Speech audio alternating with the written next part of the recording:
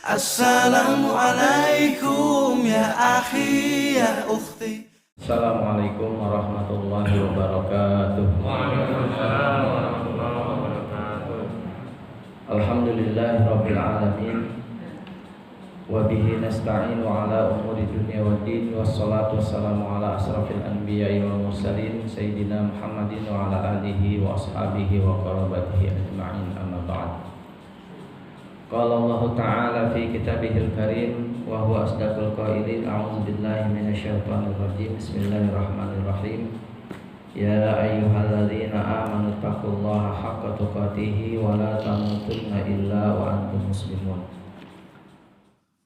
Wa qala aidan ya ayyuhan nasu taqu rabbakumul ladzi khalaqakum min nafsin wahidah wa khalaqa minha zawjaha wa batha minhuma rijalan katsiran wa nisaa'a wattaqullaha alladzi tasaaluna bihi wal arham innallaha kana 'alaikum raqiba.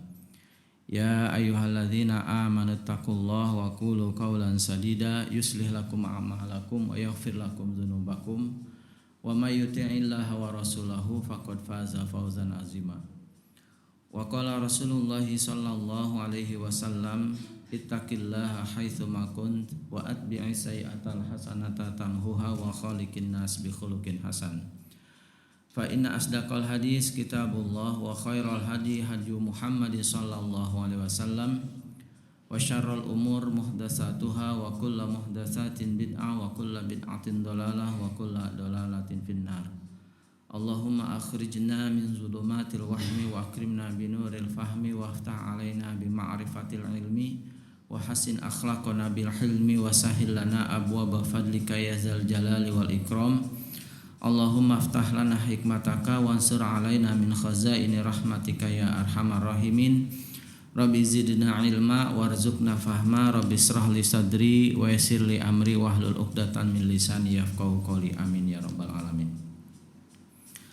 Alhamdulillah, bersyukur pada Allah Subhanahu wa taala, pada kesempatan pagi hari ini kita bisa melanjutkan kajian kita pembahasan sirah nabawiyah atau sejarah Nabi Muhammad sallallahu alaihi wasallam. Salawat dan salam mari kita sampaikan kepada beliau dan juga kepada para sahabat-sahabatnya, istri-istrinya dan para pengikutnya yang tetap setia dan istiqomah sampai akhir zaman. Mari kita awali kajian kita, kuliah kita pada pagi hari ini dengan membaca kalimat basmalah. Bismillahirrahmanirrahim. Hadirin jamaah sekalian berbahagia, kita masuk ke bagian yang ke-6. Setelah pertemuan yang lalu kita sudah membahas bagian kelima, rangkaian jihad difa'i atau perang membela diri yang diakhiri dengan kegagalan kaum Quraisy Mekah dan sekutunya atau pasukan Ahzab menguasai kota Madinah. Dan keberhasilan Rasulullah serta para sahabat dengan membuat parit atau khandak sebagai pertahanan atau benteng sekeliling kota Madinah. Nah, setelah kegagalan tersebut, Rasulullah berkata, sekarang kitalah yang akan memerangi mereka. Ya. Sebaliknya kitalah sekarang yang akan memerangi mereka. Pada tahun ke-6 setelah hijrahnya Nabi Muhammad SAW, tepatnya adalah bulan Zulqa'dah. Bulan Zulqa'dah itu bulan apa? Bulan haram ya, termasuk bulan-bulan haram, bulan yang disucikan. Rasulullah bermimpi memasuki kota Mekah. untuk melaksanakan haji dan umroh. Maka mimpi tersebut disambut oleh para sahabat. 1.400 orang sahabat, mereka semuanya ingin berziarah melaksanakan haji dan umroh di tahun tersebut.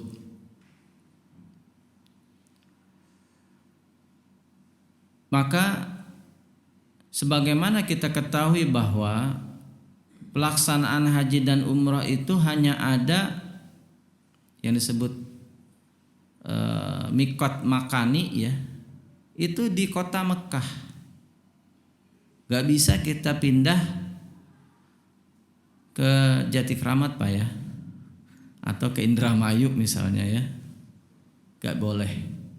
Jadi mikot makani ya, lebih tepatnya adalah di Padang Arafah, dari rangkaian haji dari tawaf di Masjidil Haram sampai wukuf di Padang Arafah ya. Di mana Allah Subhanahu wa taala berfirman sebagai landasan historis ya. Jadi sejak zaman Nabi Ibrahim alaihissalam, pelaksanaan haji itu harus tetap dilaksanakan apapun kondisi keadaannya, termasuk hari ini Pak. Hari ini mungkin dunia sedang terkena wabah pandemi, tapi pemerintah Arab Saudi harus tetap melaksanakan rangkaian ibadah haji dan umroh di musim haji atau di bulan haji, yaitu Zulqa'dah dan Zulhijjah. Allah Subhanahu wa taala berfirman, wa azin linnas, dan serukanlah manusia bil haji, untuk melaksanakan haji. Yaitu karijalan, mereka akan mendatangimu dengan berjalan kaki, wa ala kulli dhamirin, dan juga ada di atas hewan-hewan tunggangan mereka, yatina min kulli fajjin amik, yang datang dari tempat yang amat sangat jauh pelosok. Ini landasan normatif atau dalil yang memerintahkan kita untuk melaksanakan ibadah haji. Dan ini syariat sudah turun. Jadi tidak ada lagi istilah tunggu futuh baru bisa melaksanakan haji. Karena ada pendapat atau aliran yang menyatakan atau meyakini bahwa haji sekarang itu enggak penting.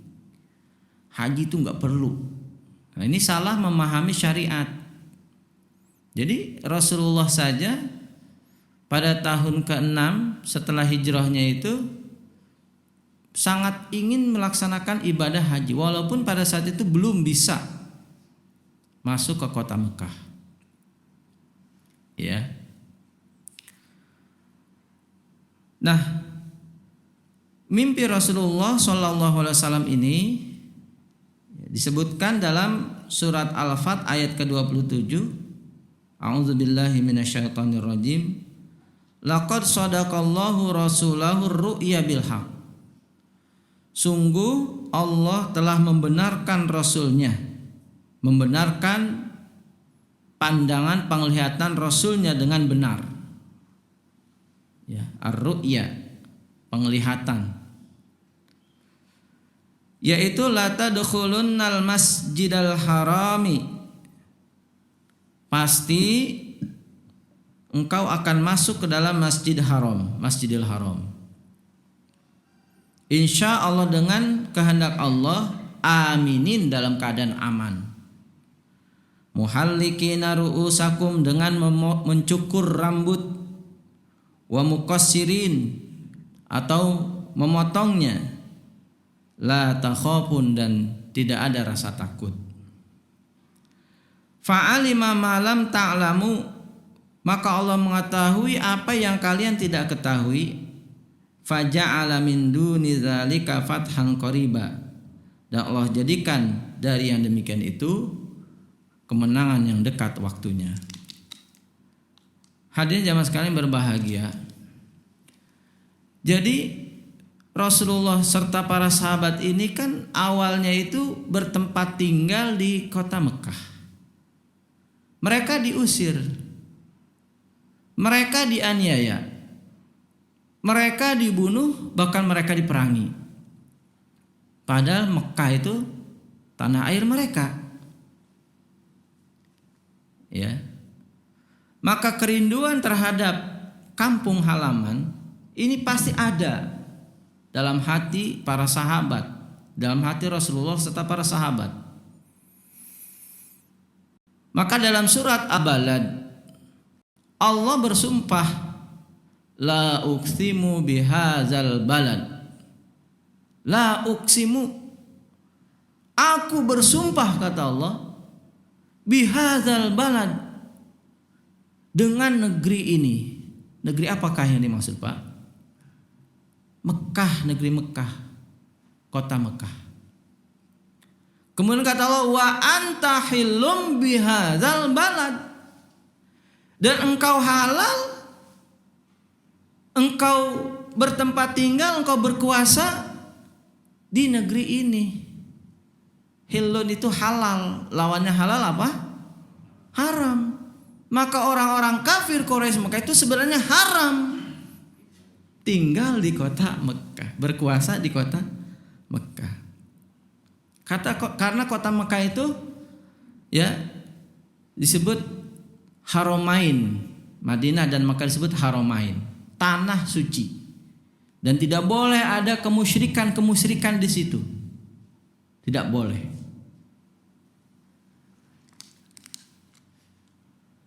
Hadirin jamaah sekalian berbahagia.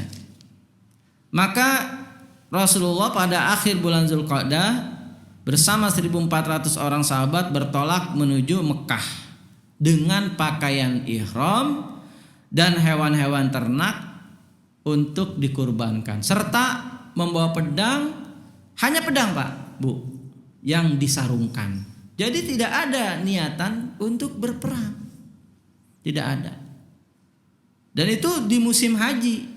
Dan itu bulan suci, bulan haram, tidak boleh ada peperangan, tidak boleh ada pembunuhan, tidak boleh ada perkelahian, tidak boleh ada pertengkaran.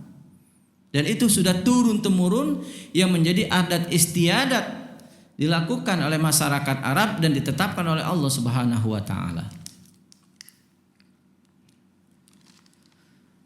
Maka setelah sampai di satu tempat yang bernama Saniyatul Miror, ya, lebih dekat kepada kota Mekah, yaitu Hudaybiyah, Rasulullah mengutus sahabat Utsman bin Affan untuk menjelaskan maksud kedatangan Rasulullah serta para sahabat, ya. Dan orang-orang Quraisy juga mengutus Urwah bin Mas'ud untuk menyelidiki kedatangan kaum muslimin. Apakah benar kedatangan mereka itu untuk berhaji atau berumroh? Apakah mereka hanya membawa pedang yang disarungkan dan hewan-hewan ternak? Ataukah di balik itu mereka membawa tombak, membawa panah dan sebagainya untuk persiapan perang? Hadirin jamaah sekalian berbahagia. Maka Urwah ini bertemu dengan Rasulullah. Ya. Kemudian Rasulullah berkata, "Kami datang hanya untuk melaksanakan haji dan umroh. Seandainya orang-orang Quraisy memutuskan untuk berperang, tapi jika mereka suka, aku minta untuk menangguhkannya. Tapi jika mereka enggan, maka demi Allah, aku siap memerangi mereka sampai orang-orang yang ada di belakangku tinggal sendirian. Dan Allah pasti akan menyelesaikan urusannya." Maka Urwah menjawab, "Apakah engkau kira orang-orang Arab akan membiarkan sanak keluarganya binasa di tanganmu?" Luar biasa nih percakapan antara Rasulullah dengan Urwah. Urwah ini masih kafir ya. Jika engkau teruskan rencanamu, sungguh orang-orang Quraisy tidak akan lari dan membiarkanmu. Maka Abu Bakar yang berada di belakang Rasulullah berkata, wahai Urwah, isaplah batu berhalamu si Latta. Apakah engkau kira kami akan lari meninggalkan Rasulullah? Ini pembelaan sahabat Abu Bakar. Maka Urwah bertanya kepada Rasulullah, siapakah dia? Rasul menjawab, dia Abu Bakar As-Siddiq. Lalu Urwah berkata, demi Allah, seandainya aku tidak merasa berhutang budi kepadanya, niscaya ia akan aku balas. Ya, apa yang dimaksud? Yaitu Urwah pernah dituntut untuk membayar diat karena melakukan pembunuhan secara tidak sengaja dan dibantu oleh sahabat Abu Bakar As-Siddiq dulu ketika masih berada di kota Mekah. Hadirin jamaah sekalian berbahagia. Bagaimana keadaan sahabat Utsman bin Affan di kota Mekah? Sahabat Utsman bin Affan menjelaskan bahwa kedatangan kaum muslimin semata-mata hanyalah untuk haji dan umroh. Namun apa kata orang-orang Quraisy? Wahai Utsman, seandainya engkau suka, silakan engkau tinggal beberapa hari, kemudian laksanakanlah haji dan umroh. Ya. Tapi tidak, Utsman terus membujuk sampai hari waktu yang ditentukan oleh Rasulullah, Utsman tidak kembali. Maka terdengar isu kabar bahwa Utsman telah dibunuh. Ya. Sahabat Utsman bin Affan dibunuh. Maka Rasulullah serta para sahabat semuanya sepakat, seandainya benar Utsman telah dibunuh oleh orang-orang Quraisy Mekah, mereka akan membela mati-matian. Mereka akan menuntut balas sampai titik darah penghabisan. Dan ini mereka lakukan sambil mereka berjanji setia kepada Rasulullah yang disebut Bai'atur Ridwan untuk membela sahabat Utsman bin Affan. Dan ini diabadikan dalam surat Al-Fat ayat 18. A'udzubillahi minasyaitonirrajim. Laqad radiyallahu 'anil mu'minin. Sungguh Allah telah ridho. Maka disebut Bai'atur Ridwan, Pak, karena Allah telah ridho kepada siapa? Kepada para sahabat. Sahabat yang berbaiat kepada Rasulullah, berjanji setia untuk membela darah Utsman bin Affan kalau memang benar telah dibunuh. Dan kejadian itu diikuti oleh 1.400 orang berbaiat, semua bersalaman pada Rasulullah di bawah sebuah pohon yang bernama pohon Samura. Laqad radiyallahu 'anil mu'minin, sungguh Allah telah ridho kepada orang-orang yang beriman. Iz yubayyi'unaka tahta syajarah, ketika mereka berjanji setia kepadamu wahai Muhammad tahta syajarah, di bawah pohon. Fa'alima ma fi qulubihim, maka Allah mengetahui apa yang terdapat dalam hati mereka. Fa'anzalas sakinata alaihim, maka Allah menurunkan ketenangan kepada hati mereka. Dalam benak para sahabat, ketika mereka berangkat dari kota Madinah menuju Mekah, itu untuk melaksanakan haji dan umrah, Pak. Tapi kenapa kok tiba-tiba berperang, mau berperang? Maka dalam hati mereka, dalam benak mereka, jangan-jangan kita nanti kalau seandainya berperang pun sudah salah niat. Nah ini Pak, penting kita meluruskan niat, Bu. Ibadah yang kita lakukan, amal ibadah yang kita lakukan, luruskan niat. Padahal ini syar'i, membela Utsman. Tapi para sahabat ada syak, ada keraguan-raguan. Maka Allah fa'alima ma fi qulubihim, Allah mengetahui apa yang terdapat dalam hati mereka, yaitu keraguan-raguan yang ada dalam hati mereka. Maka fa'anzala sakinah, Allah turunkan ketenangan. Ketenangan yang dimaksud di sini apa? Jaminan Allah Subhanahu wa taala. Kalau seandainya pada saat itu berperang, mereka gugur, para sahabat gugur, maka Allah jamin masuk surga. Hadirin jamaah sekalian berbahagia. Maka kalau kita sering dengar keluarga sakinah itu keluarga yang bagaimana sih? Keluarga yang tenang yang bagaimana Pak Miskun?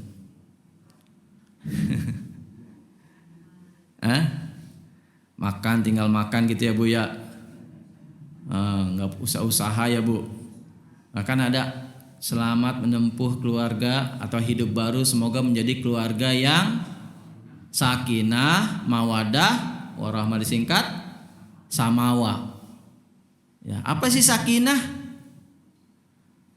Sakinah itu yang dimaksud adalah ketenangan atau jaminan Allah Subhanahu wa taala,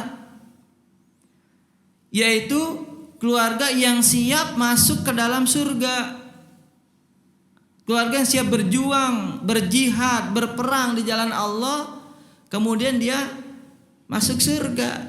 Atau keluarga yang bisa menghantarkan masuk surga. Orang tua mengantarkan anaknya masuk surga. Suami mengantarkan istrinya masuk surga. Istri mengantarkan suaminya masuk surga. Anak mengantarkan orang tuanya masuk surga. Itu yang maksud keluarga sakinah. Wah, sakinah tinggal duduk manis. Ada passive income, ya, pemasukan. Sambil duduk manis ada pemasukan. Emang juragan kontrakan apa? Juragan kontrakan juga masih nagih-nagih ya Bu ya. Ya. Jadi Allah mengetahui dalam hati mereka dan Allah menurunkan sakinah, jaminan masuk surga. Maka para sahabat semua gelarnya itu apa? RA. Apa RA? Bukan Raden Ajeng. RA Kartini, Raden Ajeng. Tapi apa? Radhiyallahu anhum. Allah ridho kepada mereka. Abu Bakar RA, Abu Talib, Ali bin Abu Talib RA, Utsman bin Affan RA. Ya. Wa asabahum fathan qariba, dan Allah balas mereka kelak dengan kemenangan yang dekat waktunya. Ya, lanjut. Maka melihat keteguhan kaum muslimin, orang-orang Quraisy mengutus Suhail bin Amr untuk membuat perjanjian damai. Arti disebut Sulhul Hudaybiyah, perjanjian Hudaybiyah. Apa isinya? Isi perjanjian Hudaybiyah.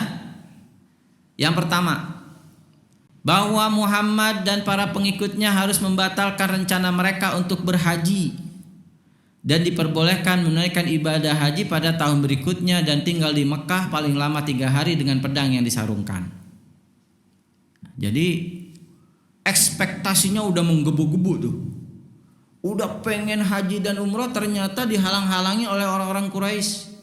Bahkan orang Quraisy itu mengutus panglima perangnya, ya, yaitu panglima kavalerinya, ya, yang dipimpin oleh panglima Khalid bin Walid. Pada saat itu belum masuk Islam. Semua itu berbaris. Panglima Khalid bin Walid dengan pasukannya yang mengendarai kuda mencoba menghalau siapapun yang ingin masuk ke kota Mekah. Ya. Ternyata enggak jadi. Kita sering dengar, sering lihat ya, ada orang jamaah haji itu, orang mau berangkat haji sudah melaksanakan walimatus safar, sudah menyebar undangan untuk walimatus safar, tiba-tiba enggak jadi berangkat. Gimana rasanya Pak? Pak, tidur Pak? Malu enggak Bu? Malu kan? Ada yang malu maksud saya. Ada yang malu gitu, karena sudah kadung nyebar undangan tahun ini berangkat. Ya. Akhirnya dia keluar negeri tetap. Dia perginya kemana? Ke Malaysia. Itu dulu. Kok sekarang nggak ada kali ya. Kemudian yang kedua, gencatan senjata selama 10 tahun di antara dua belah pihak. Ya, setelah berperang kurang lebih selama 5 tahun, maka ada perjanjian damai untuk tidak melakukan peperangan selama 10 tahun. Yang ketiga, barang siapa dari orang-orang Mekah yang menyeberang kepada Muhammad, jadi ada orang-orang Mekah beriman kemudian hijrah ke kota Madinah tanpa seizin walinya, maka harus dikembalikan ke Mekah. Namun jika ada pengikut Muhammad yang lari dari Madinah ke Mekah, maka ia tidak boleh dikembalikan ke Madinah. Wah, ini kelihatannya sangat merugikan ya. Masa orang ingin hijrah, ingin beriman kok dihalang-halangi, nggak boleh. Maka ada sahabat yang disebut Abu Jandal, ya, bukan Abu Janda. Sahabat Abu Jandal ini beriman. Ya, setelah perjanjian Hudaybiyah ini beliau hijrah, namun ditolak oleh Rasulullah. Maaf, kami tidak bisa menerima kamu. Kami terikat perjanjian. Silakan kau kembali. Bahkan dijemput tuh oleh 2 orang Quraisy. Ya. Maka di perjalanan Abu Jandal kesel, 2 orang Quraisy itu dibunuh. Orang kafir ini dibunuh oleh Abu Jandal. Kemudian dia apa? Tinggal atau belok ke satu tempat yang disebut Dusun Is. Di sana akhirnya apa? Berkumpul tuh sahabat-sahabat yang ingin hijrah ke Madinah tapi tidak boleh masuk ke Madinah karena terikat perjanjian Hudaybiyah. Akhirnya berkumpul di Dusun Is itu, sehingga semakin hari semakin banyak. Ini nanti ada kaitannya ya, ketika nanti orang-orang Quraisy itu membatalkan isi perjanjian Hudaybiyah. Yang keempat, barang siapa yang ingin bersekutu dengan Quraisy, maka dipersilahkan. Begitu pula sebaliknya, barang siapa yang ingin bersekutu dengan kaum muslimin, maka dipersilahkan.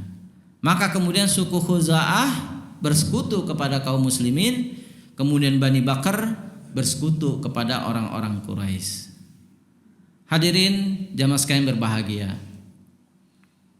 bagaimana reaksi para sahabat terhadap isi perjanjian Hudaybiyah? Ya.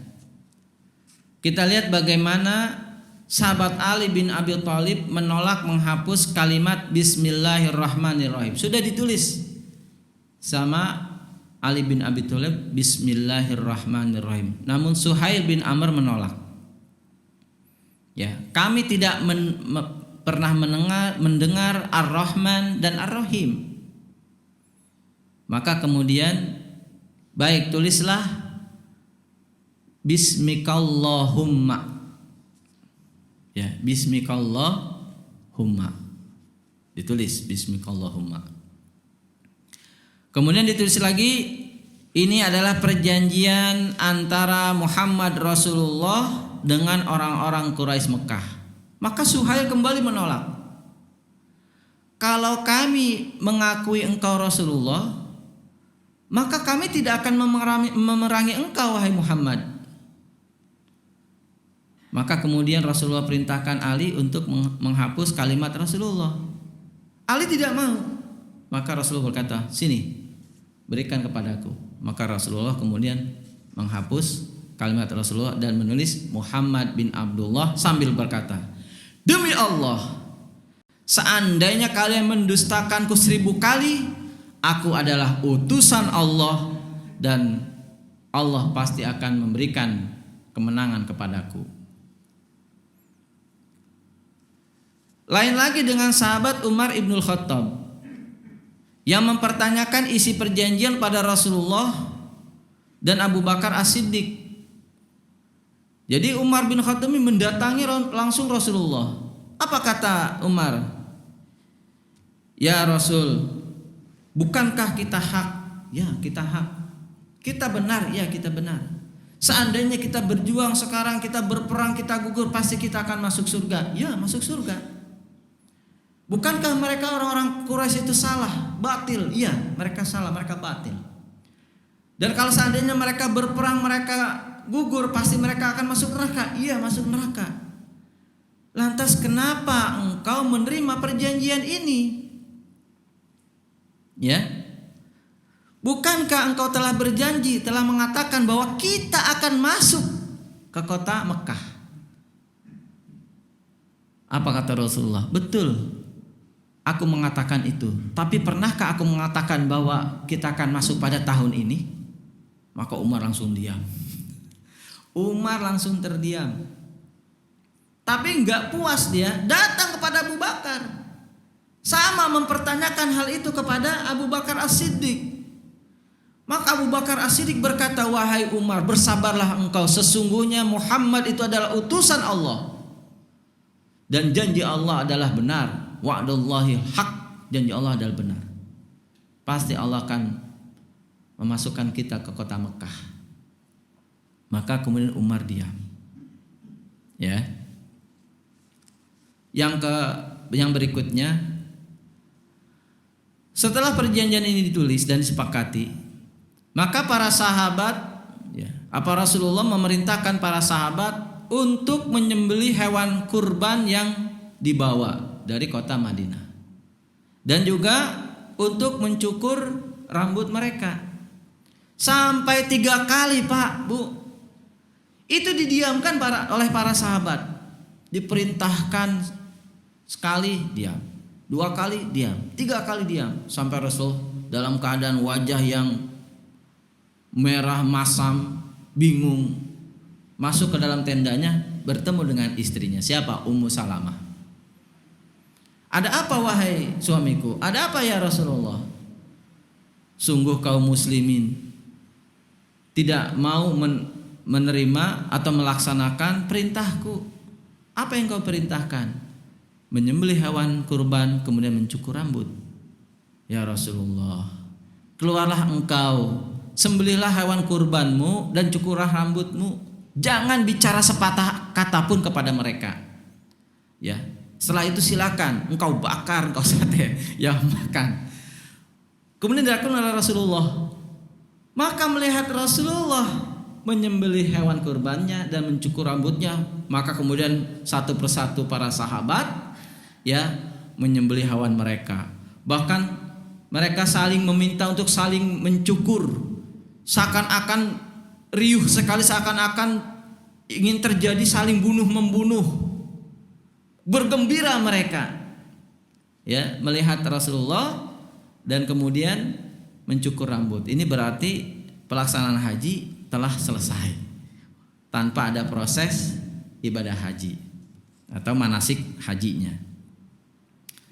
Hadirin jamaah sekalian berbahagia, kita lanjut beberapa ibroh atau pelajaran. Makna penting perjanjian Hudaybiyah bagi dakwah dan sosiopolitik dan tinjauan dari aspek militer. Kita lihat bahwa sebelumnya orang-orang Quraisy Mekah itu tidak pernah mau membuat perjanjian damai, selalu ingin memerangi Rasulullah serta para sahabat. Sehingga gerakan kaum muslimin itu terbatas. Dakwah pun terbatas, ekspansi dakwah itu terbatas. Kemudian secara politis, kota Madinah yang sedang diperangi oleh Mekah itu tidak mempunyai power. Kenapa? Karena berhadapan dengan kota Mekah saja belum siap, mereka belum mampu. Kemudian dari aspek militer, di mana Rasulullah kemudian mengkonsolidasi para sahabat, memperkuat barisan. Secara politik, kita lanjut. Diakuinya kepemimpinan Muhammad Sallallahu Alaihi Wasallam sekaligus eksistensi negara Islam Madinah oleh orang-orang Quraisy Mekah. Dengan perjanjian itu berarti diakui, walaupun situ Muhammad bin Abdullah,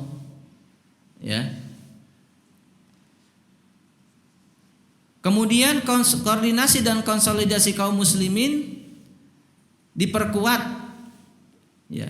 dengan memperkuat barisan atau shaf dan juga dakwah.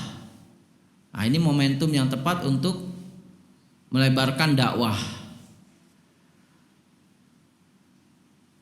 Kemudian yang berikutnya, perjanjian Hudaybiyah ini merupakan isyarat dari Allah Subhanahu wa taala sebagai sebuah mukaddimah penaklukan kota Mekah atau Fathu Mekah.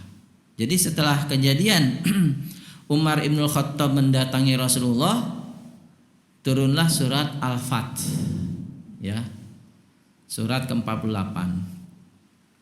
Inna fatahna laka fatham mubina. Sungguh kami telah memberikan kemenangan kepadamu wahai Muhammad, kemenangan yang nyata. Jadi pada saat itu belum begitu jelas, tapi pintu kemenangan sudah di depan mata. Ya, belum fatham mubina, belum. Kemenangan yang semu lah mungkin ya, kemenangan yang palsu. Kenapa? Karena belum bisa masuk ke kota Mekah dan membersihkan kesyirikan yang ada di sekeliling Ka'bah Baitullah. Ya. Jadi Futuh Mekah itu atau Fathan Qariba ini sebagai apa? Liyaghfiralakallahu ma taqaddama min dzambika wa ma ta'akhkhar. Agar Allah mengampuni dosa-dosamu. Dosa-dosa yang telah terdahulu dan bahkan dosa yang akan datang. Dosa yang akan datang bagaimana? Yaitu dengan memberlakukan syariat Islam di kota Mekah. Selama syariat Islam belum tegak, selamanya masih berdosa. Ya, mungkin sebagai contoh, ketika orang berzina dalam syariat Islam itu kan harus dirojam atau dicambuk kalau gadis atau bujang, ya. Nah, ketika mereka ingin bertaubat dari perbuatan dosa tersebut, kira-kira kemana mereka harus menghadap, Pak? Bu, ya, kenapa? Karena belum ada syariat Islam di kota Mekah. Jadi untuk menghapuskan dosa itu susah. Mereka harus hijrah ke Madinah, sementara mereka terikat perjanjian Hudaybiyah. Lanjut.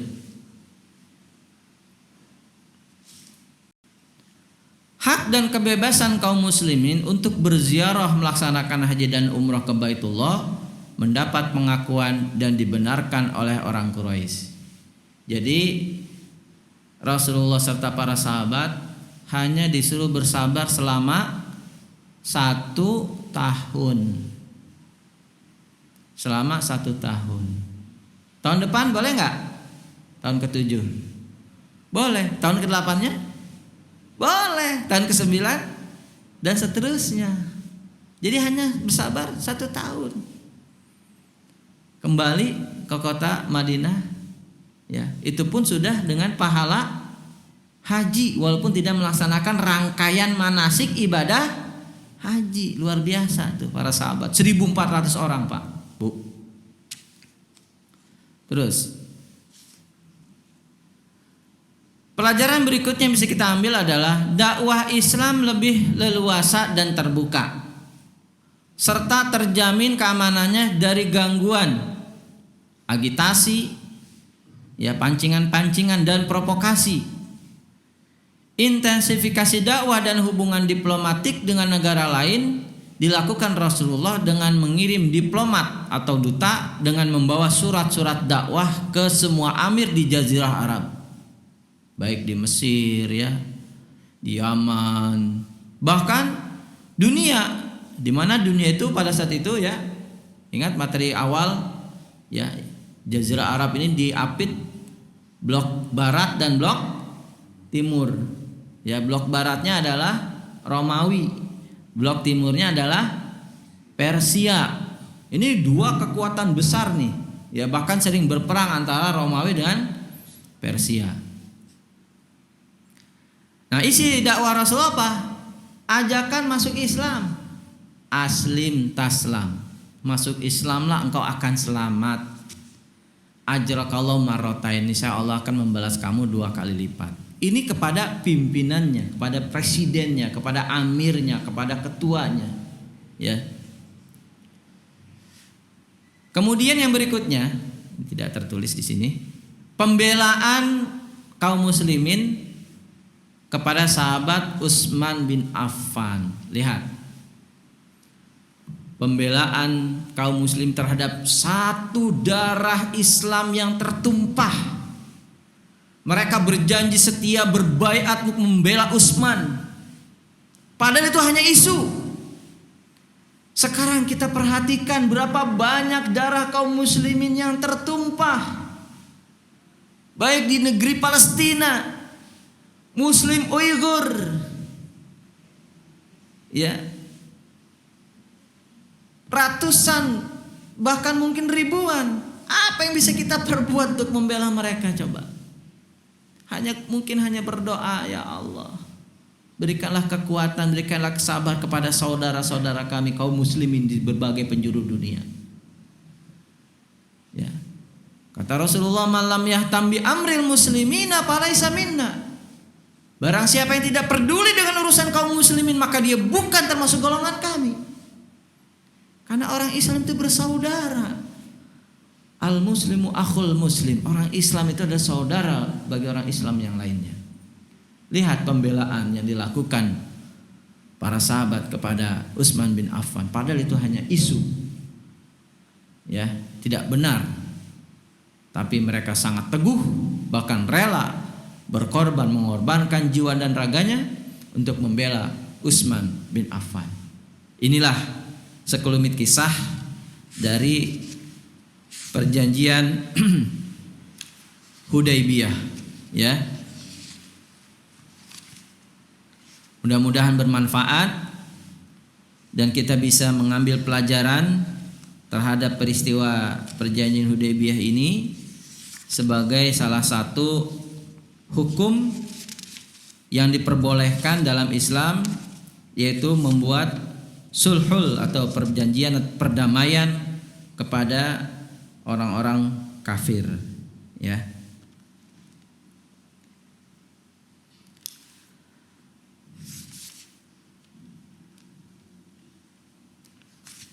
Mudah-mudahan ini saja bisa disampaikan. Sebelum ditutup, kita lanjutkan dengan tanya jawab karena masih ada waktu sampai syuruk, ya. Jam berapa syuruk? Berapa menit lagi? 1 menit lagi.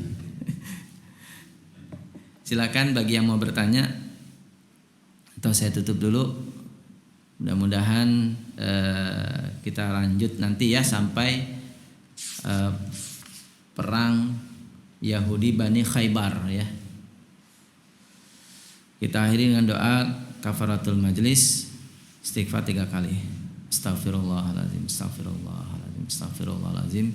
Subhanaka Allahumma wa bihamdika asyhadu an la ilaha illa anta astaghfiruka wa atubu ilaik. Walhamdulillahirabbil alamin. Assalamualaikum warahmatullahi wabarakatuh.